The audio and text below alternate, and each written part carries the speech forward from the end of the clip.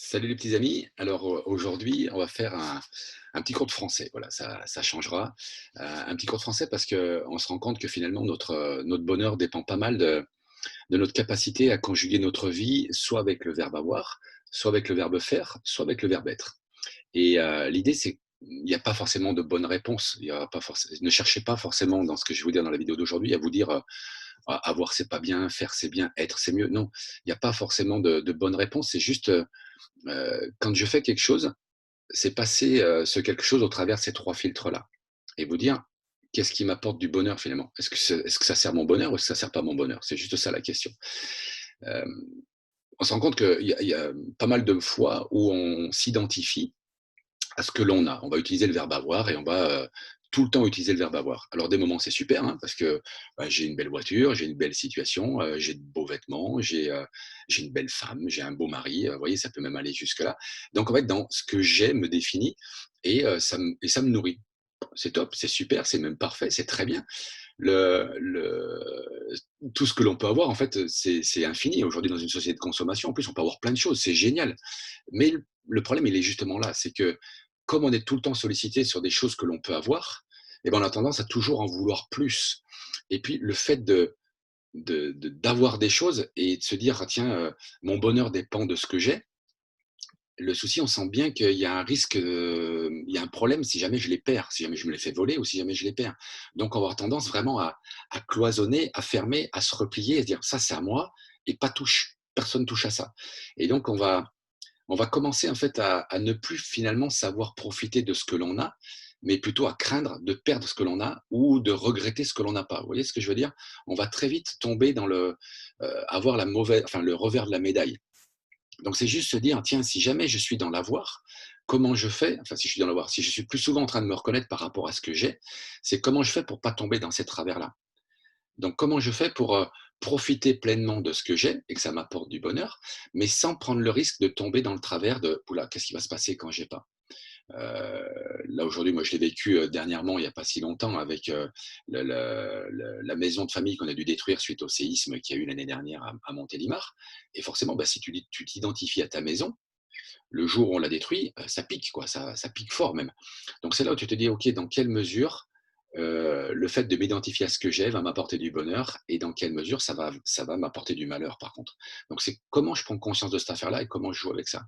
Et l'idée, c'est de se dire, pour profiter pleinement, si vous êtes dans si toi aussi tu es dans cette volonté d'avoir des choses, c'est dire: «OK, tu peux très bien avoir du bonheur en utilisant que le verbe avoir, mais à une condition, c'est d'utiliser ce verbe avoir au présent et ne surtout pas l'utiliser à la forme négative. C'est-à-dire ne pas se dire, l'utiliser au présent, c'est-à-dire c'est pas se dire: «Bah tiens, demain j'aurai ça» ou «Dans le passé j'avais ça» ou «Demain j'aurai ça». Non, c'est qu'est-ce que j'ai aujourd'hui? C'est ça qui t'apporte du bonheur. Et puis, à côté de ça, c'est n'utiliser surtout pas la forme négative.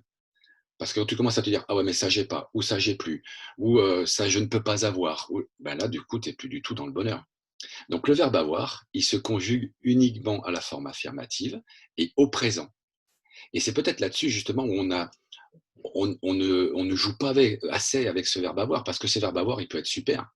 C'est quand tu fais le point au présent, à la forme affirmative de ce que tu as, et que tu regardes autour de toi et tu te dis: «Ah ouais, j'ai une voiture, j'ai une maison, j'ai un job, j'ai une famille, j'ai l'électricité, j'ai un ordinateur, j'ai plein de choses en fait quand je regarde autour de moi, tout ce que j'ai déjà». Combien de fois je pose une conscience là-dessus et combien de fois je suis heureux de ça? J'ai 2 bras qui fonctionnent. J'ai 2 jambes qui me permettent de marcher, qui me permettent de faire du sport. OK, bon, j'ai un genou, il est pas c'est pas la grande frite. Mais malgré tout, le reste, tout ça, j'ai. À quel moment? J'ai une bonne santé, j'ai un cœur qui fonctionne. Donc vous voyez, dès lors qu'on va être dans qu'est-ce que j'ai à l'instant présent qui participe à mon bonheur, on va commencer à vraiment, apprécier vraiment tout ça. Et peut-être, qu'on devrait avoir un peu plus de gratitude pour ça d'ailleurs. Parce que, c'est grâce à qui que j'ai une voiture? C'est grâce à qui que j'ai un job? C'est grâce à qui que j'ai tout ça? Eh ben, c'est grâce à moi.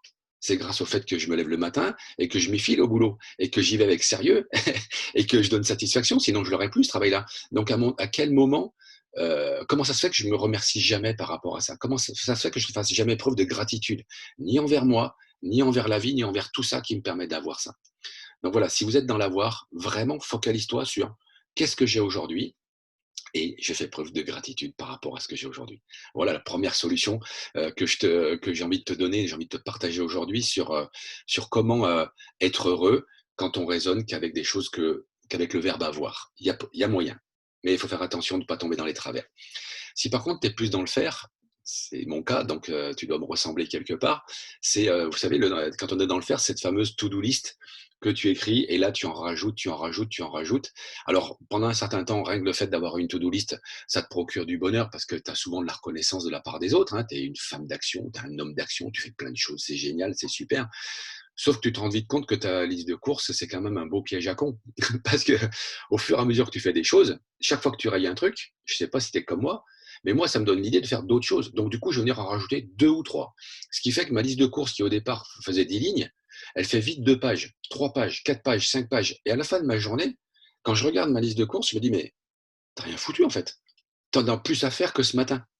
Donc, à aucun moment, ça participe à du plaisir, à du bonheur, à cette sensation d'avancer, de faire des choses.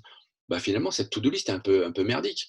Et j'ai beau essayer d'y mettre des couleurs, j'ai beau essayer de plus être dans la to-do list et dans le post-it, c'est pareil de toute façon. C'est l'outil en lui-même l'outil en lui-même ne pose pas de problème. Pardon, c'est la façon dont on l'utilise qui pose problème. Donc là encore, c'est comment tu fais pour arriver à récupérer, à garder ce bonheur-là, alors que tu es dans l'action, alors que tu es dans le faire.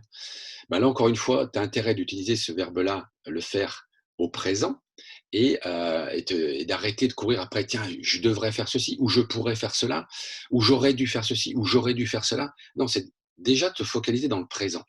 Et une fois que tu es focalisé dans le présent, c'est de poser une question essentielle qui est à quoi ça sert. Vraiment cette question de sens. Si jamais tu veux utiliser ce verbe faire pour t'identifier à ce que tu fais et être heureux dans ce que tu fais, tu as intérêt à remettre du sens. Pourquoi je fais ce truc?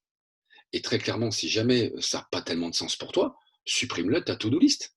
Ça n'a aucun sens.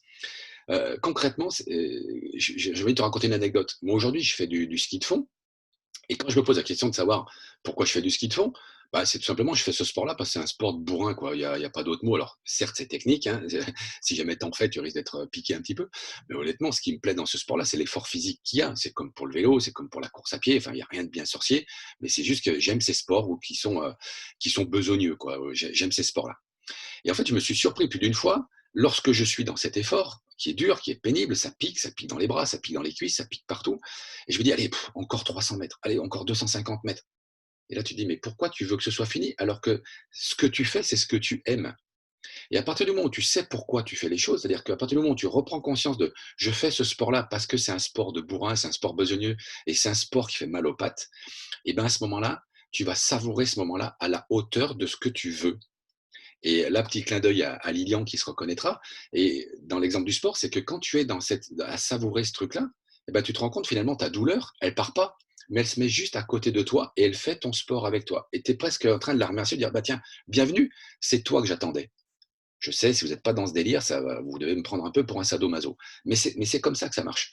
Et donc, du coup, tu es avec ta douleur et tu l'apprécies, ta douleur. Tu la savoures, ta douleur. C'est-à-dire que tu es vraiment dans je savoure ce que je suis en train de faire maintenant.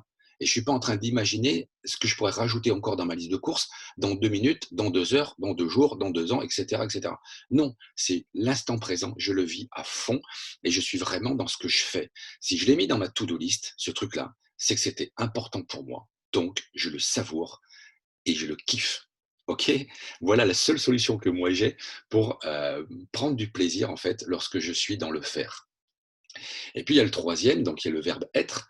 Et ce truc-là qui est dans le verbe être, c'est se poser une question qu'on s'est probablement jamais posée. Et donc, l'idée, c'est de surtout pas abandonner parce que vous n'avez pas la réponse.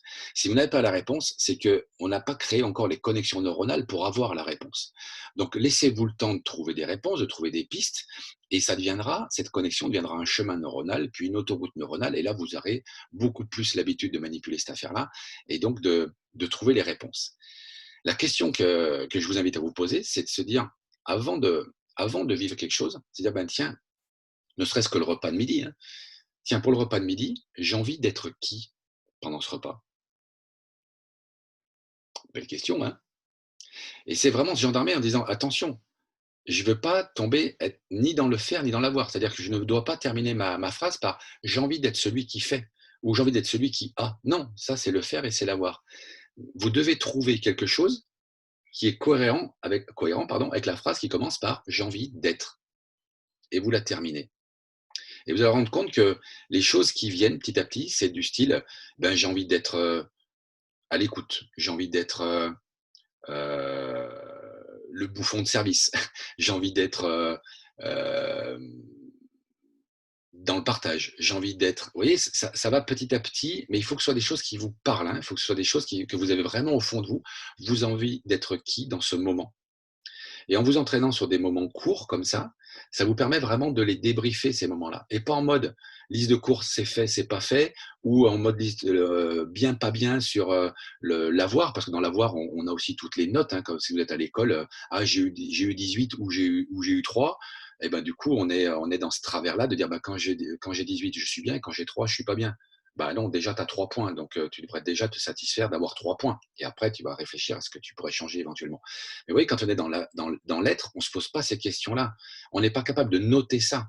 C'est juste que, à la fin de mon repas, qu'est-ce que je garde, qu'est-ce que je change par rapport à ce que je voulais être? Je voulais être ça. Ça a marché ou ça n'a pas marché? Qu'est-ce que je change pour l'être si j'y suis arrivé? Et qu'est-ce que je garde pour continuer d'être ça si jamais j'y suis arrivé? Et qu'est-ce que je change si je ne suis pas arrivé à être ça? J'espère que je ne vous perds pas. Mais c'est vraiment ce petit moment, qu'est-ce que je change, qu'est-ce que je garde, une fois que la situation est passée, pour pouvoir me redonner, me reposer la question sur l'instant d'après, qui j'ai envie d'être dans l'instant d'après. Plus vous allez vous entraîner à ça, plus vous pourrez après travailler sur des périodes longues, en disant, ben là, on est dans le deuxième confinement, au moment où je tourne cette vidéo, peut-être que vous le vivez plus mal que le premier. La question, c'est qui j'ai envie d'être dans ce deuxième confinement? Est-ce que j'ai envie d'être dans la rébellion? Est-ce que j'ai envie d'être dans l'acceptation? Est-ce que j'ai envie d'être dans... Et donc, dès lors que vous allez donner cet ordre-là à votre cerveau, eh bien, il va y avoir des actions que vous allez mettre en place derrière. C'est-à-dire que quand vous êtes devant la télé, que ça va commencer la moutarde va commencer à monter parce que la situation qu'on vous dépeint vous agace, oh, je voulais être qui? Ok, je veux être qui dans cette situation-là? Je veux être dans la rébellion, mais c'est vraiment en conscience. Si vous voulez être dans la rébellion, il n'y a aucun problème. Soyez-y, allez au fond de ça. Est-ce que ça vous donne du bonheur ou pas? C'est ça cette question qui va se poser.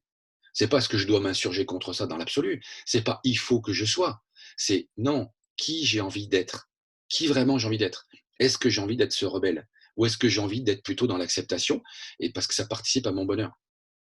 Vous voyez, c'est vraiment des questions qui sont importantes. Moi, aujourd'hui, ce que j'ai envie, c'est d'être dans le partage. Et c'est pour ça que je fais ces vidéos. Donc, le confinement, même s'il me fait bien chier, eh ben, mine de rien, je l'accepte parce qu'ils me permettent. En fait, je détourne le confinement pour être qui j'ai envie d'être. Voilà. Et quoi qu'il arrive à l'extérieur, c'est le gros avantage de travailler avec cette notion d'être, c'est que cette notion d'être ne nous appartient qu'à nous. On ne dépend pas de l'extérieur. On ne dépend pas de l'argent, comme c'est le cas dans l'avoir. On ne dépend pas de nos compétences, comme c'est le cas dans le faire, ou de ce qu'on nous autorise à faire. Donc, on ne dépend pas de choses extérieures. On dépend que de choses qui nous sont propres. Donc, on en est maître à 100%. Voilà, donc c'est peut-être une piste pour vous si vous avez envie de travailler ça. En conclusion, ce que je vous invite vraiment pour vous aiguiller, pour dire, ben, tiens, est-ce que je suis plus dans l'avoir, dans le faire ou dans l'être? J'aime bien me poser cette question-là, tiens, qu'est-ce qui est essentiel finalement? On parle beaucoup d'essentiel, je ferai peut-être une vidéo là-dessus. En ce moment, c'est le thème, hein, les commerces essentiels, non essentiels, ça fait jaser. Mais qu'est-ce qui est essentiel pour toi? Et je ne sais plus qui avait dit ça, c'est encore un grand penseur dont j'ai oublié le nom, il va vraiment falloir que je me gendarme avec ça, qui avait dit en fait ce qui est important, enfin tout ce que tu n'emmènes pas dans ta tombe n'est pas important. Ça fait le tri, hein, parce que ta voiture, elle ne rentre pas. Ta liste de courses, tout ce que tu as fait, ben, la plupart des choses que tu fais vont rester sur Terre, donc tu ne l'amènes pas avec toi. Donc finalement, la seule chose qui part avec toi, c'est ce que tu as été. Et c'est peut-être pour ça qu'on s'appelle des êtres humains et pas des savoirs humains, ni des avoirs humains. Donc je te laisse sur cette méditer là-dessus. Je te laisse 4 heures, je ramasserai les copies à la fin. Est-ce que tu es un avoir humain, un faire humain ou un être humain? Voilà, la question est posée. Je te laisse cogiter à ça. Je te souhaite une très belle journée et je te dis à bientôt. Ciao.